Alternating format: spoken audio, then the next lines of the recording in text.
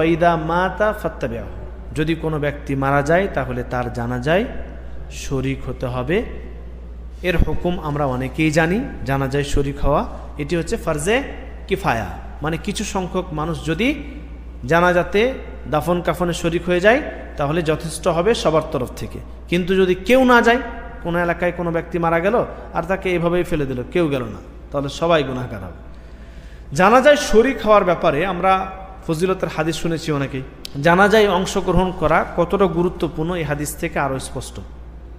এমনিতে সাধারণভাবে এক মুসলমানের ওপর অপর মুসলমানের হক হচ্ছে যে সে জানাজায় শরীক হবে। কোনো ব্যক্তি মুসলিম মারা গেছে তাহলে আপনি শরীক হবেন, কিন্তু এর ফজিলত শুনলে আপনি ইনশাআল্লাহ আরও আগ্রহী হবেন।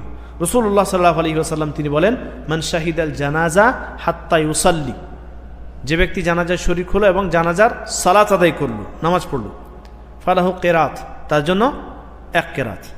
ওমান শাহিদা হাত্তা তুদফানা, যে ব্যক্তি জানাজায় শরীক হলো এবং দাফন কাফনও, মানে মাটি দিতে গেছে, মাটি দিতে গেল, জানাজায় শরীক হলো এবং মাটি দিতে গেল, কানা লাহু কিরাতান, সেই ব্যক্তির জন্য 2 কিরাত। তাহলে প্রথম অংশটা কি?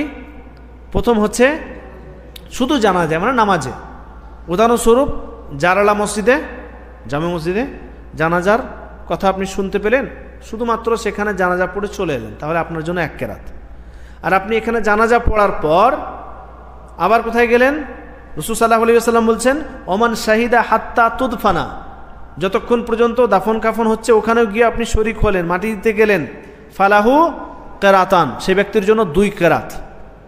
সাহাবায়ে কেরামরা জিজ্ঞাসা করলেন যে কিরাত শব্দটা আবার অর্থ কী? সাহাবায়ে কেরামরা জানেন না, সব কিছুই যে একদম জানতে হবে তা তো বিষয় না।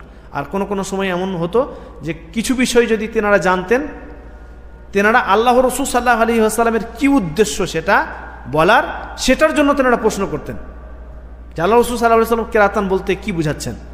তো সাহাবায়ে কেরামরা আমভাবে জিজ্ঞাসা করলেন, কিলা ওমাল কিরাতান, কিরাতান বলতে আবার কি বোঝায় বা কি বুঝাচ্ছেন এখান থেকে? রাসূল সাল্লাল্লাহু আলাইহি ওয়াসাল্লাম তিনি বললেন যে মিসলুল জাবালাইনিল আযীমাইন, মিসলুল জাবালাইনিল আযীমাইন, 2টি মহান বড় পাহাড়, বড় পর্বত।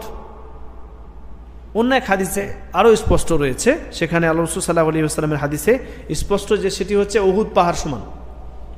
সুবহানাল্লাহ, উহুদ পাহাড় দেখেছেন? হ্যাঁ, উহুদ পাহাড় দেখেননি?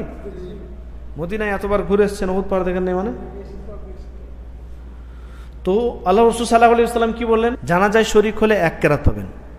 তো 1 কিরাত হচ্ছে 1টি উহুদ পাহাড় সমান।